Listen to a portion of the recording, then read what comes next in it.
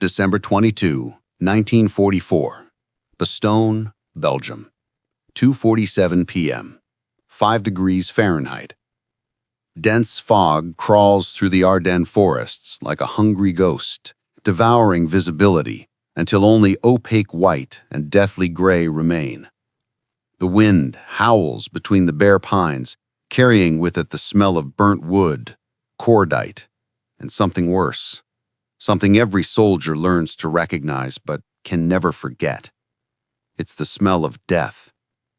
Private First Class James McCarthy, 101st Airborne Division, presses his body against the frozen trunk of a fallen tree. His fingers, wrapped in soaked gloves that long ago lost any insulating capability, tremble uncontrollably as they grip his M1 Garand rifle. 5 days. 5 days since the Germans launched their surprise offensive through the Ardennes. 5 days since McCarthy's world transformed into this frozen nightmare. Around him, scattered in improvised defensive positions, other men from E Company share his silent torment. Sergeant William Torres, a D-Day veteran with eyes that have seen too much, scans the white horizon through his fogged binoculars. There's nothing to see, just trees, snow, and more snow.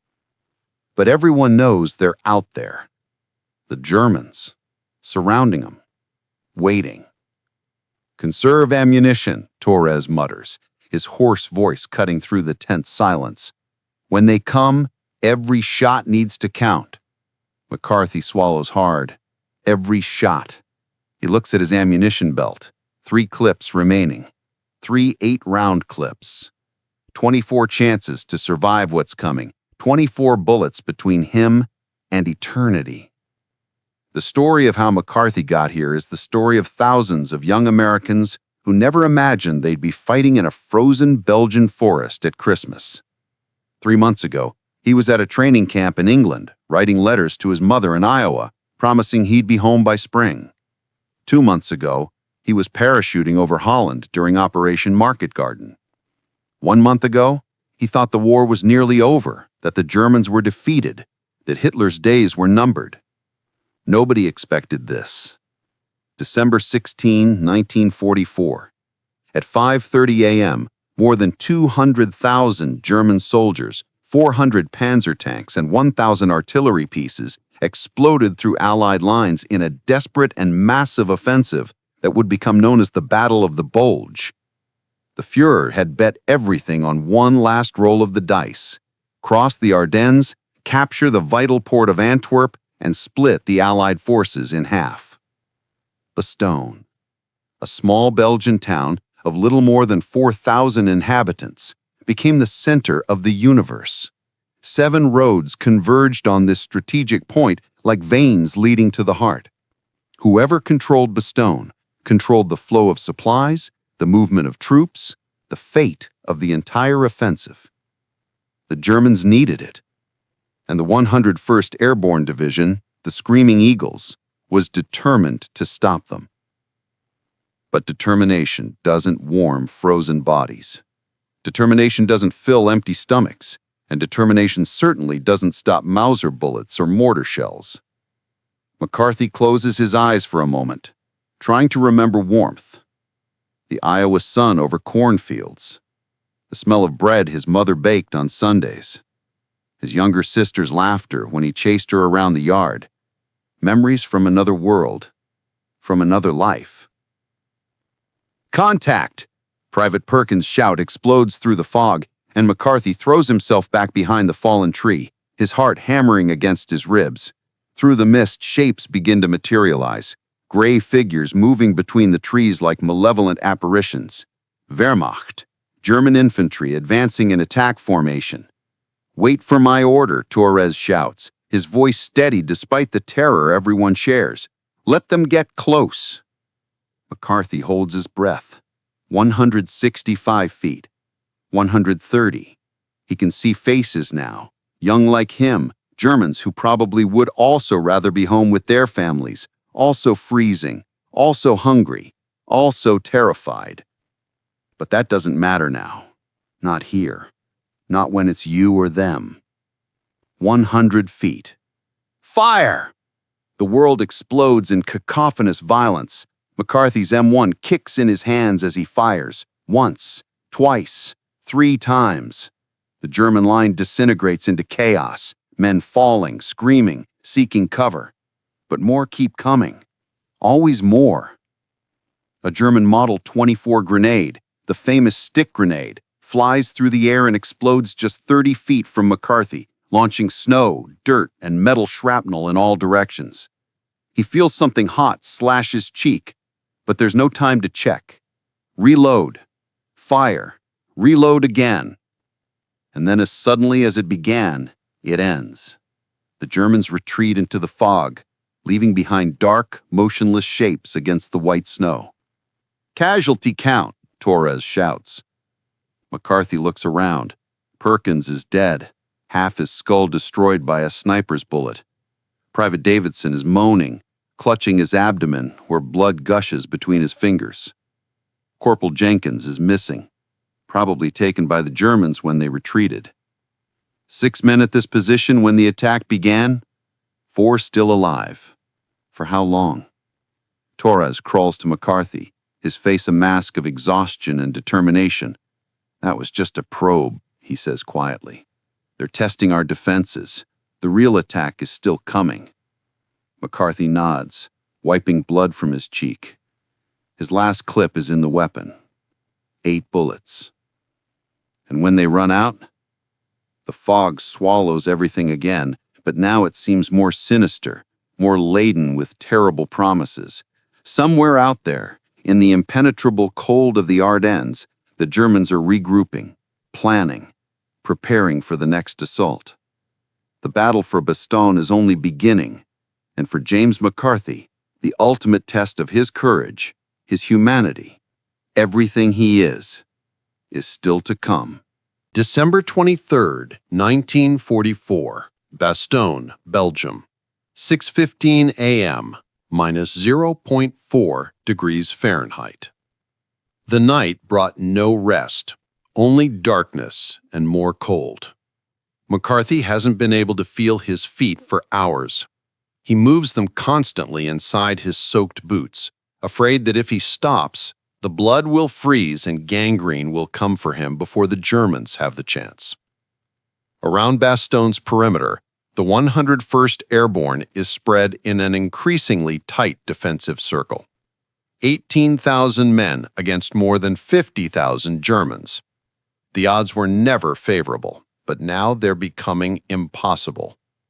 Lieutenant Colonel Thomas Harper, battalion commander, emerges from the morning fog like a specter. His uniform is torn, dirty, with mud and blood. Whether his own or someone else's, no one knows. He gathers the surviving officers and sergeants in a shell crater partially covered by tarp. "Gentlemen," his voice is hoarse but firm, "the situation is as follows. We're completely surrounded. All roads are cut off. The Luftwaffe controls the skies and we can't get air resupply. Ammunition is running out. Morphine ran out yesterday. Bandages," he pauses, "we're using torn shirts." Torres wipes ice from his mustache. "And reinforcements, sir. Patton's third?" "Patton's coming, but he needs to cross 60 miles of enemy territory. Best case scenario, 3 days. Worst case, he doesn't need to finish." 3 days. McCarthy does the math mentally. 3 days with 8 bullets, 3 days without proper food, 3 days under constant bombardment. 3 days can be an eternity in war. "There's more," Harper continues, pulling a crumpled paper from his pocket. "Yesterday afternoon, the Germans sent parliamentarians under white flag. They offered us terms of surrender." Heavy silence. Everyone knows what surrender means. Prison camps, interrogations, possible execution if they're considered irregular combatants. General McAuliffe sent back a one-word response. Harper allows a grim smile. "Nuts." Bitter laughter erupts among the men. "Nuts. It's perfect. It's American. It's defiant in the face of death. But as they return to their positions, the bravado dissipates quickly. McCarthy knows the truth. They won't last 3 days. Maybe they won't last one more. The sun never really rises that morning. The sky remains a gray, oppressive mass, heavy with the promise of more snow. And then, at 9:47 a.m., hell returns. First comes the sound, a distant, growing whistle that makes McCarthy's stomach turn. Artillery. Not the light mortars from the previous attack. This is heavy artillery. 88mm shells and 105mm guns. The weapons that turn men into red mist and trees into matchsticks. Cover! The first explosion hits 200 feet to McCarthy's left, creating a crater 13 feet wide. The shock wave throws him against the tree trunk, expelling air from his lungs. Before he can breathe, the second hits. Then the third, then more and more and more. An apocalyptic crescendo of destruction. McCarthy huddles in the nearest hole, covering his head with his hands as if that makes a difference. The earth shakes around him. Metal shrapnel whizzes through the air. Branches fall like deadly rain. A soldier he doesn't recognize falls into the hole beside him, missing his left leg below the knee, screaming in agony until shock silences him. 15 minutes. The bombardment lasts 15 minutes, but it feels like 15 hours. When it finally ends, the world is transformed. The forest that offered cover is now a graveyard of burned stumps and smoking craters. Bodies, or pieces of them, are scattered everywhere. McCarthy forces himself out of the hole on trembling legs. His ears ring too loud to hear anything. He sees Torres shouting orders but can't distinguish words. Lip reading, "They're coming!" And they are. Through the smoke and debris, German infantry advances again, but this time in much greater numbers.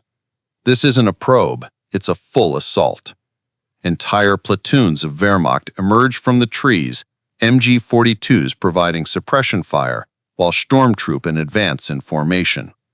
The characteristic buzzsaw sound of the MG-42, 1,200 rounds per minute, tears through the air. McCarthy shoulders his rifle and fires. The recoil comforts him bizarrely. It means he's still alive, still fighting. One German soldier falls, then another.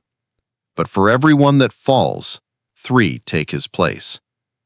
To his right, Davidson, the soldier who was wounded in the previous attack and refused to be evacuated, arises with a Thompson submachine gun, dumping full auto fire until the bullets run out. He reaches for a fresh magazine, but never loads it. A German sniper shot finds its mark, and Davidson falls back into the trench, his eyes still open, still staring at the gray sky. "Fall back!" Torres shouts, finally audible above the tumult. "Fall back to the second line." Fall back. The words every soldier dreads. Fall back means they're losing ground, means the defensive circle is shrinking, means they're running out of space, out of time, out of options. McCarthy turns to run, but something makes him stop. Through the confusion of battle, he sees something that makes his blood freeze. 500 yards ahead, beyond the advancing German line, there's a fortified position that shouldn't be there.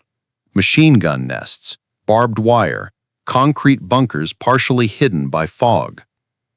A complete defense line, and it's directly between the retreating American troops and the safety of Bastogne.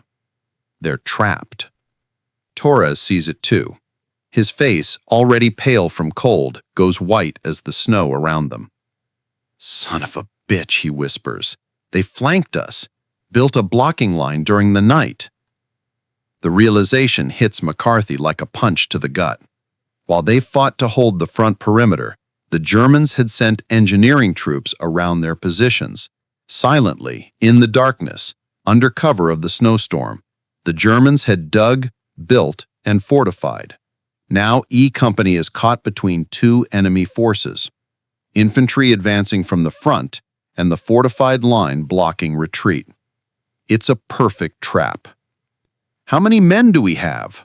Torres asks Corporal Mitchell, who just arrived from another position. 23, sir," Mitchell replies, his voice shaking. 23 out of 72 we started with yesterday. 23 men.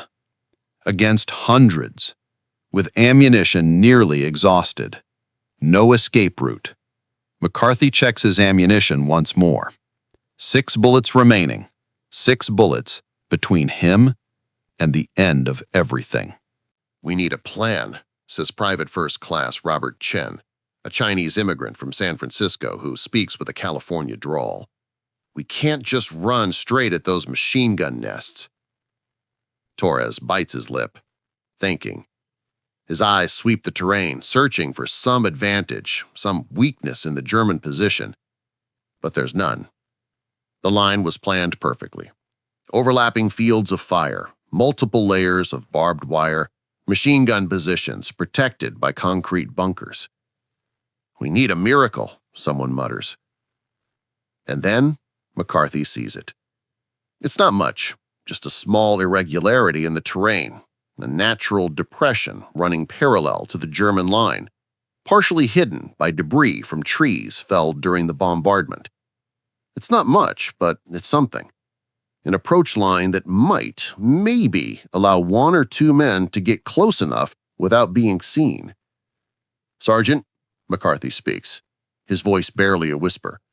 "There, that ravine." Torres follows his gaze and his eyes narrow. He studies the terrain for a long moment, making calculations, assessing probabilities. Finally, he nods slowly. "It might work, but it would need to be silent. Any noise and they'll fill us with lead before we get within 100 feet. "That we send it distraction," Chen suggests. "One group makes noise at one point, draws their attention, while another approaches through the ravine." It's a plan. It's not a good plan, but it's the only one they have. Torres looks around at the exhausted faces of his men. "I need 2 volunteers for the ravine approach. I won't lie, it's almost certainly a suicide mission. But if you can get close enough to throw some grenades at those machine gun nests, it might give the rest of us a chance to break through." Silence. The wind howls through the broken trees. Nobody moves. And then McCarthy hears his own voice, as if it belongs to someone else, saying, "I'll go." Everyone looks at him. Torres frowns. "McCarthy, are you sure? This is—" "I know what it is, sir," McCarthy interrupts, "but someone needs to go, and I—" He searches for the right words. I need to do this." He can't explain it, not even to himself. Maybe it's Davidson's face, eyes still open to the sky. Maybe it's the memory of Perkins napping at a stupid joke 3 days ago. Maybe it's simply that he can't bear the idea of retreating anymore, of waiting, of being hunted like a trapped animal. Or maybe, deep in his soul, James McCarthy from Iowa knows that this is the moment he was born for. This frozen, terrible, impossible moment in the Belgian forest.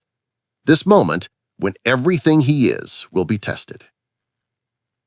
"I'm going too," Chen says, stepping forward. "Someone needs to cover your back, McCarthy." Torres looks at the 2 young men, neither older than 22, and something breaks in his war-hardened face. But he only nods. "Get ready," he orders. "When I give the signal, the rest of us will open fire on the east position. That should draw their attention long enough for you to move. Stay low, stay fast, and for God's sakes, stay quiet." McCarthy checks his equipment. Rifle with 6 bullets. 2 fragmentation grenades clipped to his belt. A combat knife. It's all he has. It's all that stands between life and death. Chen offers his hand and McCarthy shakes it. No words are necessary. Both know the chances of coming back alive are almost 0. "On the count of 3, Torres says, His voice loaded with emotion, he fights to hide. 1, 2.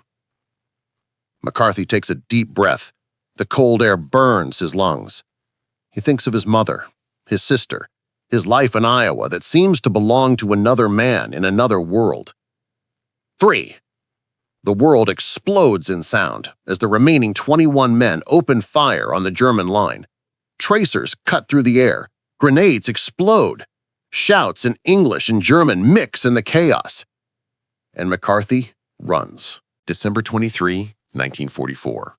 Bastogne, Belgium. 10:03 a.m. 3 degrees Fahrenheit. McCarthy's boots pound against frozen earth as he slides into the ravine, Chen right behind him. The sound of gunfire behind them is deafening. Torres and the others laying down everything they have to keep German attention focused away from this desperate flanking attempt. The ravine is deeper than it looked from a distance, maybe 4 feet at its deepest point, enough to provide cover if they stay low. McCarthy crawls forward on his elbows, his rifle cradled in his arms, every sense screaming alert. The cold bites through his uniform, through his skin, into his bones. His breath comes in short, controlled bursts. Any vapor cloud could give away their position. 50 yards. They've covered 50 yards and the German line looms ahead, still 400 yards away. The bunkers are clearer now, reinforced concrete structures with firing slits barely wider than a man's hand. Smart positioning. Whoever commanded this German unit knew exactly what they were doing. Chen taps McCarthy's boot. When McCarthy looks back, Chen points to their left. Movement. German soldiers repositioning, drawn by the firefight. Good. The distraction is working. Another 50 yards. McCarthy can hear German voices now, shouting orders over the cacophony of battle. His German is limited, just a few phrases learned in basic training, but he recognizes the urgency in their tone. They know something's happening. They just don't know what yet. And then everything goes wrong. The grenade on Chen's belt, secured poorly in the chaos of their departure, snags on a piece of exposed root. Chen tries to free it, but the pin catches, pulls. For 1 frozen second, both men stare at the grenade as understanding dawns.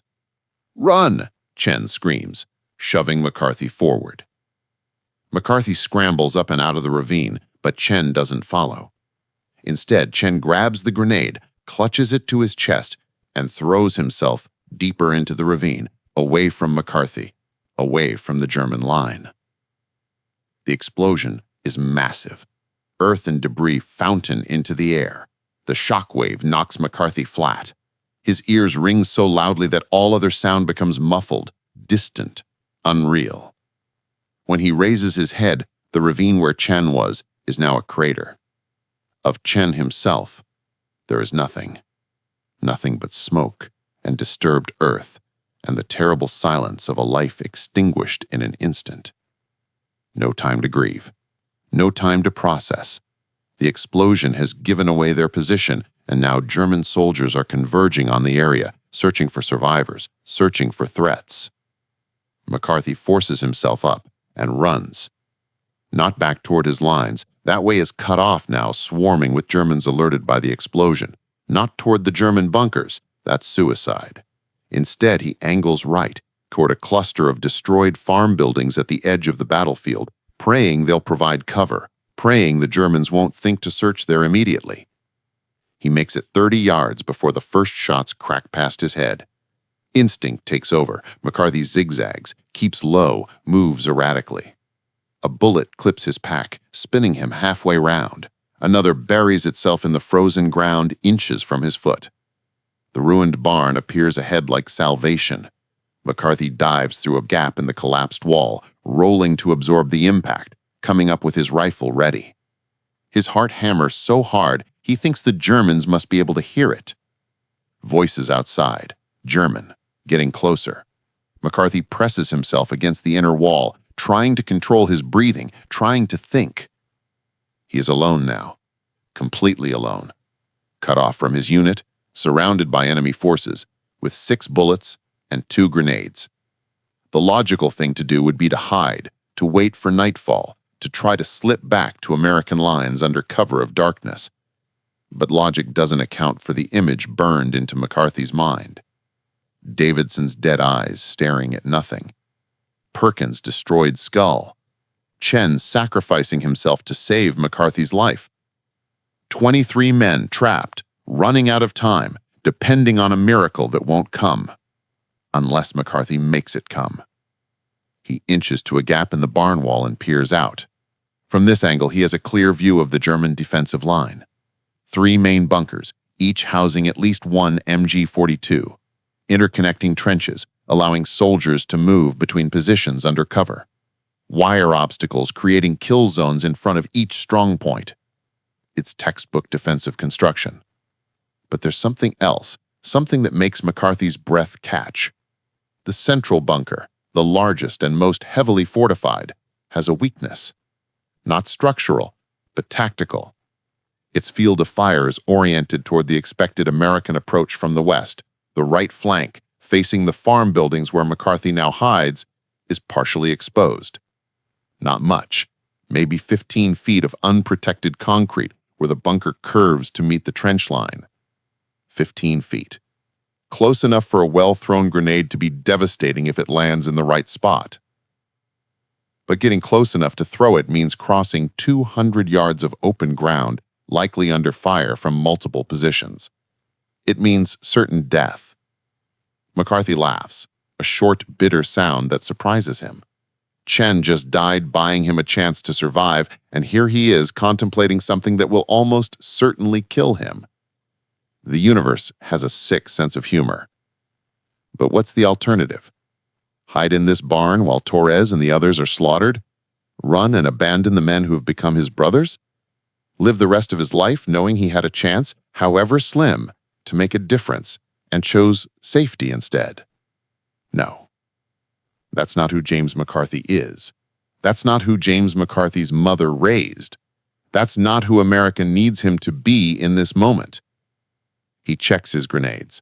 Both are Mark II pineapples, reliable, lethal, with a kill radius of about 30 feet and a casualty radius double that. If he can get one into that bunker, or even close enough, the explosion in the confined space will kill or disable everyone inside. The central strongpoint falls. The German defensive line becomes vulnerable. Torres and the others can break through. If. So many ifs. McCarthy takes stock. 6 bullets, 2 grenades, 1 knife, a body pushed beyond exhaustion, but still functioning on adrenaline and determination, and a plan so crazy it might actually work, or more likely, will get killed in the next few minutes. He thinks of his mother one last time, tries to picture her face when the telegram arrives. "We regret to inform you." She'll cry. His sister will cry. His father, stoic to the end, will probably cry too when no one's watching. But maybe, just maybe, they'll also be proud. Proud that their son, their brother, when faced with impossible odds and certain death, chose courage over survival, chose his brothers in arms over himself, chose to be the kind of man worth remembering. He pulls the first grenade from his belt, feeling its weight in his palm. 4.5 ounces of explosive charge wrapped in steel. Such a small thing. Such incredible destructive potential. The German voices are moving away now, the soldiers apparently satisfied that the explosion in the ravine eliminated the threat. They don't know McCarthy survived. They don't know he's here, 50 yards from their position, preparing to do something monumentally stupid and possibly heroic. He takes a deep breath, whispers a prayer not for salvation, but for courage, for steady hands, for a good throw. And then Private First Class James McCarthy from Iowa steps out of the ruined barn and begins his final run. December 23, 1944, Bastogne, Belgium. 10:09 a.m. 3 degrees Fahrenheit. The first 10 yards are the longest of McCarthy's life. Every step feels like moving through thick mud, time stretching impossibly as he sprints across open ground. His boots crunch on frozen snow, and he flinches at each sound, expecting the crack of a rifle, the buzz of a machine gun, the end. But it doesn't come. Not yet. 20 yards. The German soldiers are still focused on the western approach, where Torres and the remaining men continue their desperate covering fire. McCarthy can see them now. Field gray uniforms stark against white snow. Maybe 40 soldiers manning the defensive line, fresh troops who haven't endured 5 days of siege and starvation. 30 yards. A German soldier turns, glances in McCarthy's direction. For a heartbeat, their eyes meet across the frozen battlefield. The German's mouth opens to shout a warning. McCarthy fires from the hip. One shot. The rifle kicks and the German falls, his warning dying in his throat. But the damage is done. The shot, the falling body, both draw attention. Heads turn, rifles swing in his direction. Einzingling, someone screams. Intruder. The world erupts in fire. MG-42 tracers reach for McCarthy like burning fingers. He dives left, rolls, comes up running at a different angle. Rifle rounds crack through the air where he was a second ago. Snow kicks up around his feet. Something hot tears through his left sleeve, leaving a line of fire across his bicep. 50 yards. McCarthy zigzags again, making himself the hardest target possible. His lungs burn, his legs scream in protest, but he keeps moving because stopping means death. A German soldier emerges from the trench line, MP-40 submachine gun chattering. McCarthy doesn't even think, just fires. The German drops. 4 bullets left. 70 yards. The central bunker looms ahead, massive and impregnable. The MG-42 inside swings toward him, the gunner tracking his movement. McCarthy can see the soldier's face through the firing slit. Young, maybe 18, eyes wide with concentration. The machine gun opens fire, and the world becomes a storm of bullets. McCarthy throws himself flat, sliding on his stomach across ice and snow. Rounds pass inches over his head, so close he feels their heat. The bunker's field of fire is designed for targets at longer range. Lying flat, McCarthy has temporarily escaped the cone of death. But only temporarily. Already German infantry are moving to flank him, to get angles on his position. In seconds, they'll have him in a crossfire with no escape. McCarthy makes a decision. He can't reach the bunker. The distance is too great, the enemy too numerous. But maybe he doesn't need to reach it. Maybe he just needs to get close enough. He pulls the first grenade from his belt, his fingers fumbling with the pin. The metal is cold enough to burn.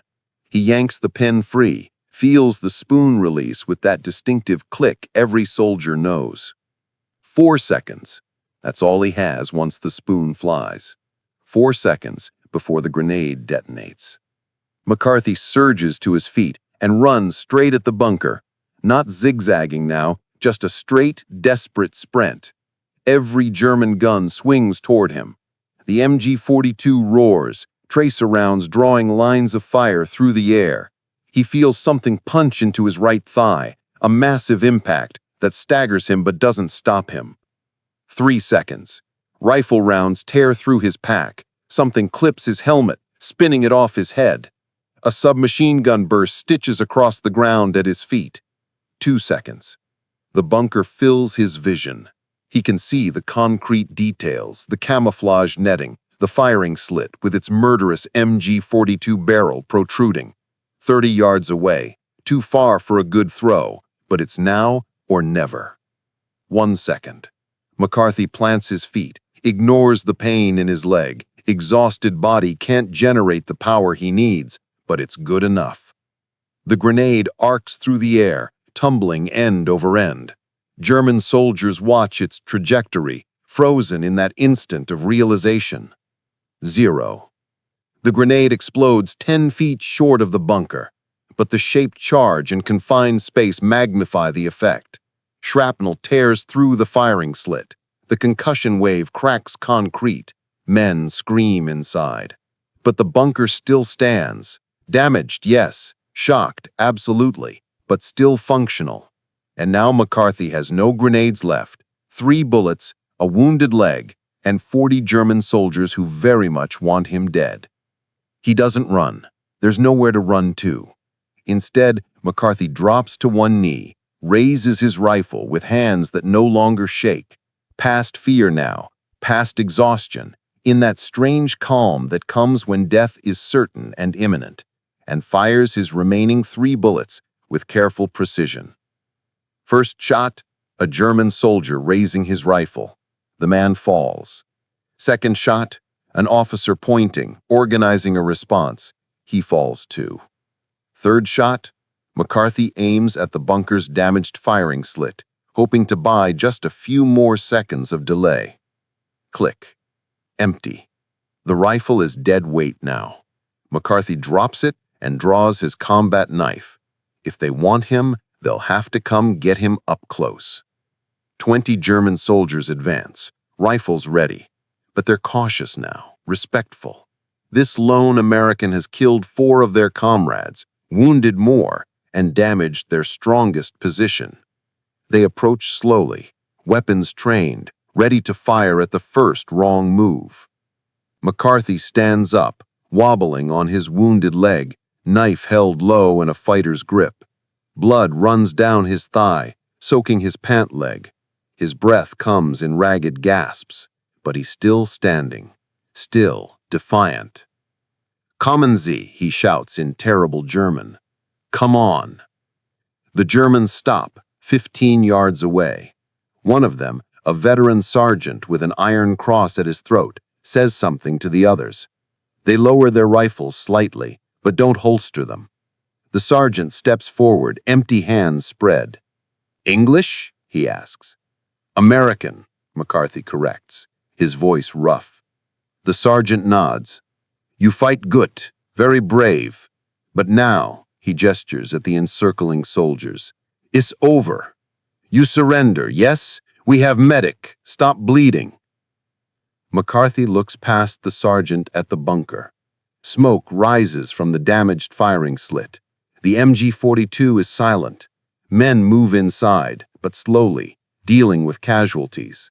The position is compromised, just enough that if Torres and the others push now, they might break through. But they won't push. They can't see what McCarthy can see from here. They don't know the bunker is vulnerable. They think he failed. Unless McCarthy's fingers find the second grenade on his belt. In the chaos, the Germans haven't noticed it, haven't ordered him to drop his weapons. They think he's finished. They're wrong. "I'm sorry," McCarthy says to the sergeant, meaning it. "This soldier is just doing his job, just trying to survive like everyone else." But sometimes survival isn't the point. Sometimes there are things more important than living. McCarthy's hand closes on the grenade pin. The sergeant sees the movement, his eyes widening in understanding and horror. 9! McCarthy pulls the pin. December 23, 1944. Bastogne, Belgium. 10:12 a.m. 3 degrees Fahrenheit. Time fractures. Everything happens in slow motion and too fast simultaneously. The sergeant lunges forward, hand reaching for the grenade. German soldiers raise rifles, fingers tightening on triggers. 20 voices shout in German, some ordering McCarthy to stop, others telling their comrades to shoot, others simply crying out in alarm. But McCarthy is already moving. Not away. Toward. With the live grenade clutched in his right hand, spoon held tight, he charges the bunker. His wounded leg nearly gives out on the first step, but he forces it to hold. Second step. Third. The Germans are too shocked to respond immediately. Who runs toward a defensive position with a live grenade instead of throwing it? Someone insane. Someone who knows a thrown grenade from 15 yards away might land in the wrong spot, might be kicked away, might not penetrate the bunker's interior where it needs to detonate. Someone who understands that certain things are worth dying for. McCarthy closes the distance, 10 yards. The Germans open fire, but their shots go wide. They're still processing what they're witnessing. This impossible act of suicidal courage. Bullets crack past him. One clips his shoulder, spinning him half around. Another tears through his side, a line of molten agony. 5 yards. He can see into the bunker now through the damaged firing slit. 4 German soldiers inside, 2 wounded from the first grenade, the other 2 frantically trying to traverse the MG-42 to bear on McCarthy's position. Their faces show comprehension of what's about to happen. 3 yards. McCarthy's vision narrows, tunnels. The world reduces to the bunker entrance, the firing slit, the target. Blood loss makes everything dreamlike, unreal. He wonders distantly if this is what dying feels like. 1 yard. McCarthy releases the spoon. It flies away, that small metal piece that holds death at bay. 4 seconds. He has 4 seconds to make this count. He doesn't throw the grenade through the firing slit, too small a target, too easy to miss in his current state. Instead, he does something that combat manuals never teach because no sane soldier would attempt it. He reaches through the firing slit, grenade in hand, and pushes his arm as far into the bunker as it will go. His shoulder jams against the concrete opening.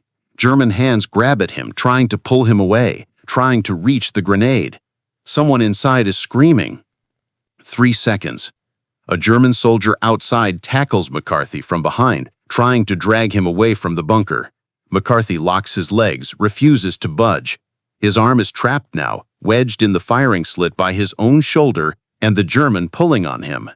The grenade is inside, deep inside, where it can't be thrown back, can't be evaded. 2 seconds. McCarthy feels someone grab the grenade, trying to pry it from his grip. He holds tighter.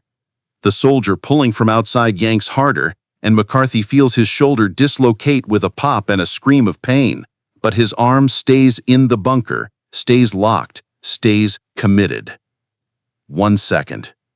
Time stretches. In that final second, McCarthy's mind becomes crystal clear. He thinks of his mother reading his last letter, the one he wrote 3 days ago and never mailed. He thinks of the sunrise over Iowa cornfields. He thinks of Chen, who died saving him only minutes ago. He thinks of Torres and the others, still fighting, still hoping. He thinks, this is a good death, a death with meaning, a death that matters. 0. The world explodes. The explosion is catastrophic. Confined within the bunker's concrete walls, the grenade's blast wave has nowhere to dissipate. The pressure shatters men and equipment alike. The bunker itself shudders, cracks spiderwebbing across its structure. Smoke and fire belch from the firing slit and entrance. McCarthy is blown backward, his arm finally free of the destroyed firing slit. He lands 10 feet away in a crumpled heap. The German soldier who was pulling him, the sergeant with the Iron Cross, lies nearby, killed instantly by shrapnel from the blast. The immediate area around the bunker is devastated. The soldiers closest to the explosion are down, dead or dying. The others scatter, seeking cover, trying to understand what just happened. McCarthy tries to move and discovers he can't. His right arm is mangled, barely attached. His legs won't respond to commands. Blood spreads beneath him in a growing pool, soaking into white snow and turning it crimson. The cold that was so unbearable minutes ago now feels distant, almost comfortable. He's dying. He knows he's dying. The knowledge brings not fear, but a strange peace. Through fading vision, he sees movement at the western edge of the battlefield. American soldiers. Torres leading the charge, seeing the bunker smoking and silent, understanding immediately what it means. The defensive line is broken. The way is open. Go, McCarthy tries to shout, but it comes out as a whisper. Go, go, go. They go. Torres and 21 men rushing the compromised German position, firing as they run. The Germans still reeling from the bunker's destruction, their command structure disrupted, their strongest position neutralized, fall back in confusion. E Company breaks through. McCarthy watches them pass, some running right past him in their desperate sprint towards safety. One soldier, young Private Wilson, barely 18, stops, drops to his knee beside McCarthy. "Medic!" Wilson screams. "Medic! Man down!" "No," McCarthy whispers. Keep going. Don't. But Wilson stays, pressing his hands against McCarthy's wounds in a futile attempt to stop bleeding that can't be stopped. Torres appears, sliding to a stop beside them. The sergeant's face goes pale when he sees McCarthy's condition. "Jesus Christ, McCarthy, you crazy son of a bitch. You actually did it." "Chen," McCarthy manages, he... "I know," Torres grips McCarthy's undamaged hand. "I know, son. You both did. You saved us all." The sound of battle is fading now. The Germans are retreating, pulling back to regroup. The immediate threat is over. E Company has survived. 21 men will live to fight another day because 2 men chose to sacrifice everything. McCarthy's vision darkens at the edges. He's cold again, so very cold. But Torres is still holding his hand, and that helps somehow. He's not alone. That matters. "Sir," McCarthy whispers, Tell my mother." "You'll tell her yourself," Torres says, but they both know it's a lie. "Medic is coming. You're going to be fine." McCarthy tries to smile. Can't tell if his face actually moves or not. "Worth it, right? It was worth it." "Yeah, kid, it was worth it. You're a hero. You hear me? A real goddamn American hero." The world fades to gray. The cold recedes, replaced by warmth. McCarthy thinks he hears his mother calling him for dinner, thinks he smells fresh bread and summer corn, thinks he sees Chen grinning at him, and Davidson, and Perkins, all of them together again, all of them whole. And then, Private First Class James McCarthy from Iowa, who destroyed an impossible defensive position with a single grenade, who saved 21 men with his impossible courage, who gave everything in one moment of perfect selflessness, closes his eyes for the last time. December 26, 1944. Bastogne, Belgium. 9:30 a.m. 28 degrees Fahrenheit. The sky above Bastogne is clear for the first time in 8 days. American P-47 Thunderbolts roar overhead, their engines a beautiful sound after so long without air support. On the ground, tanks of Patton's Third Army roll through the streets, finally breaking the siege that had seemed unbreakable. The Battle of Bastogne is over. The Germans are in full retreat. The Bulge, Hitler's last desperate gamble, is collapsing. Within weeks, Allied forces will be pushing into Germany itself. The war in Europe has months left, not years. But for Sergeant William Torres and the 21 survivors of E Company, the victory tastes of ashes. They gather in a field hospital tent converted into a temporary chapel.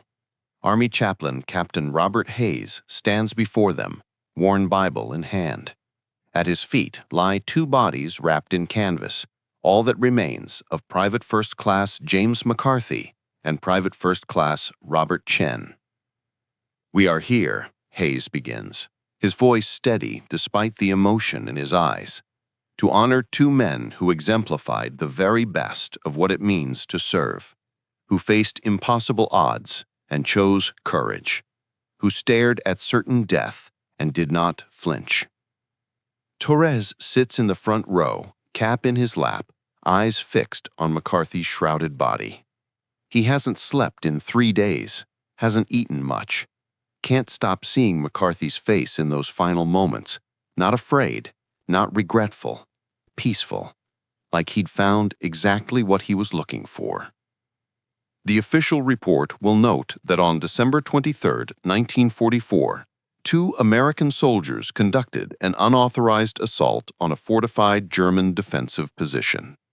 It will note that Private Chen died destroying enemy reconnaissance elements. It will note that Private McCarthy single-handedly neutralized a machine gun bunker that was blocking the escape of his unit. He pauses, looks at each surviving member of E Company. But we know it was more than that.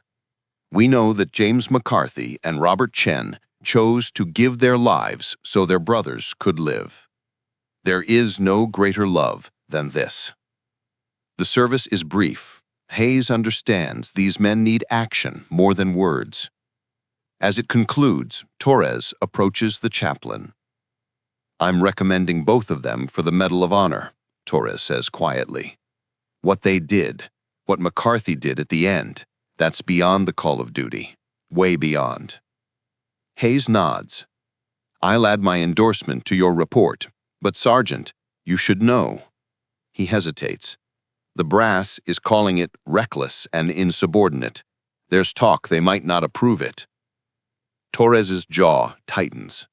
"Then I'll write letters to every general, every senator, every damn person in Washington until they understand. McCarthy deserves that medal. Chen deserves it." "I believe you're right, but prepare yourself for disappointment.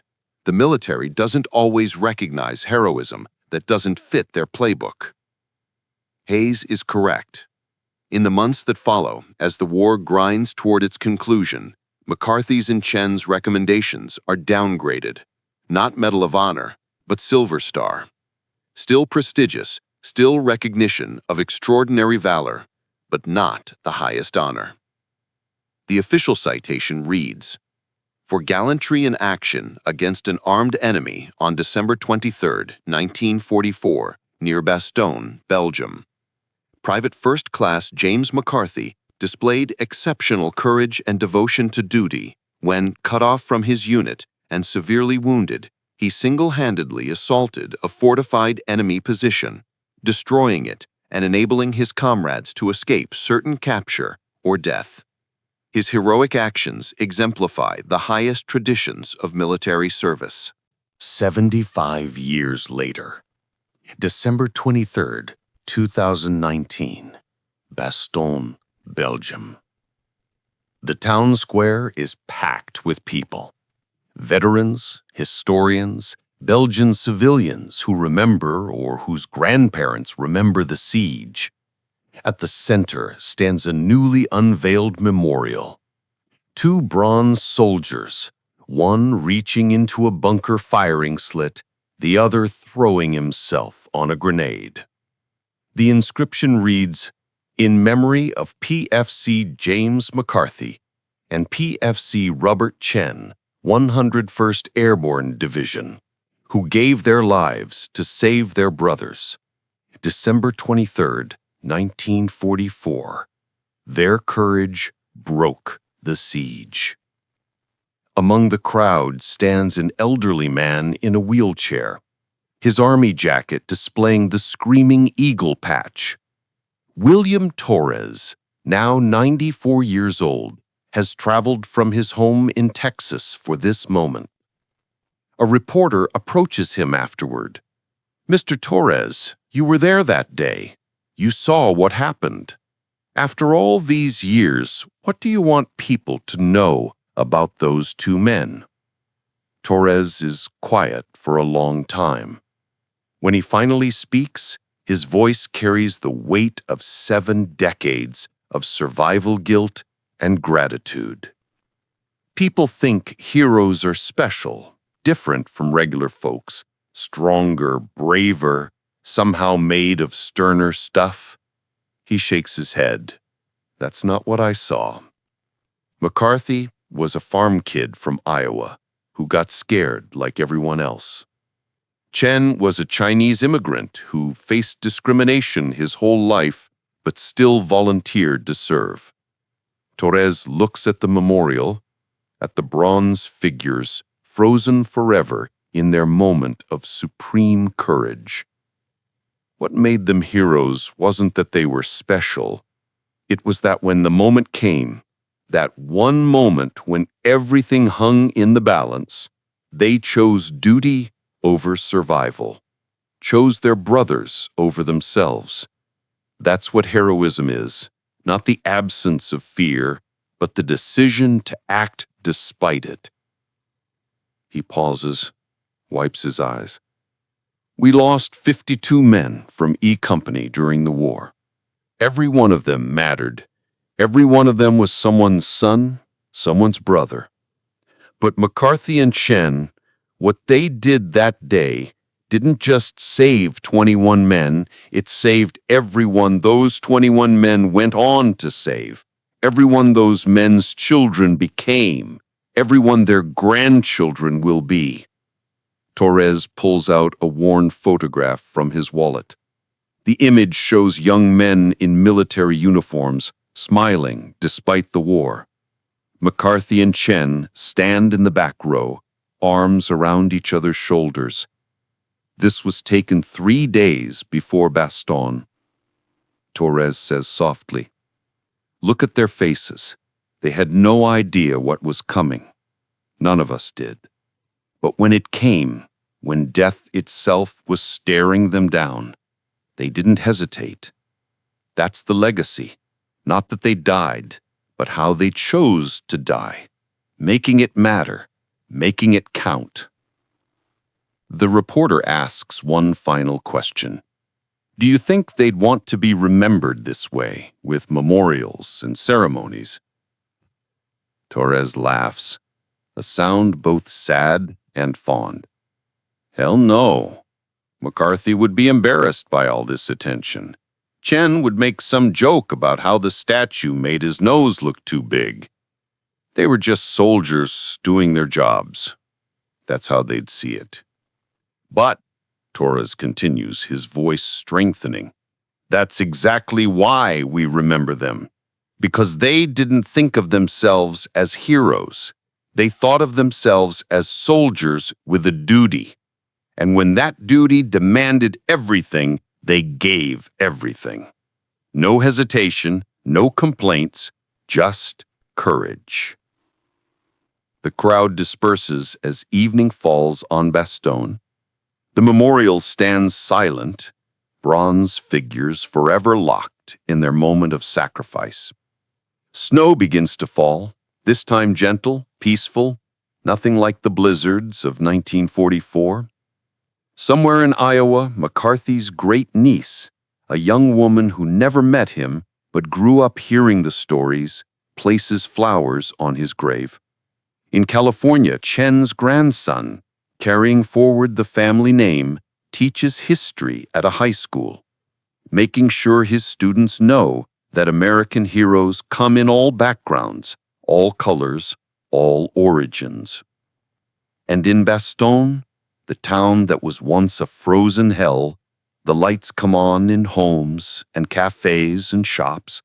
People laugh, children play, life continues, precious and ordinary and beautiful, precisely because men like James McCarthy and Robert Chen chose to ensure that life would continue. The battle that seemed impossible to survive was survived.